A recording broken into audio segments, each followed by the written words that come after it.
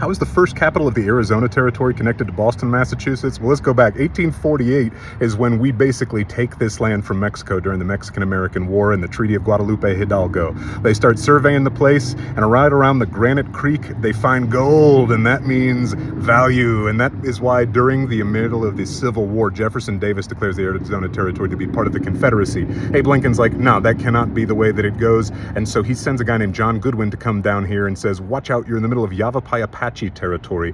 This is not actually our land in any way, shape, or form, but we need the resources, we need the gold, so go down there and make sure the Confederacy doesn't get it. He tells the surveyors and the guy John Goodwin, who he makes the first governor of the territory, to go and look for a really distinctive butte that looks, apparently, you can see it right over my shoulder here, like a thumbs up to some people, so they call it Thumb Butte.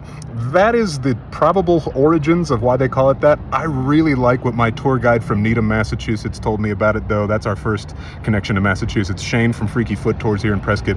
Definitely take a tour with him if you get a chance. He says there may have been a cowboy with a lisp who the first time he saw it said, man, that is Thumb Butte. And that's why it's called Thumb Butte. I like that story too much to fact check it. It's really, really a great one not to corroborate. Anyway, they named the territory after the first American to write a history of the conquest of this territory. It was a guy named William H. Prescott, and he was the grandson of William Prescott, who led the men at Bunker Hill. They don't want to pronounce his name as Prescott. That sounds too stuffy in English, so they changed the name immediately to Prescott. And here we are in Prescott, Arizona, where I'm going to be for the next week visiting my sister. More soon.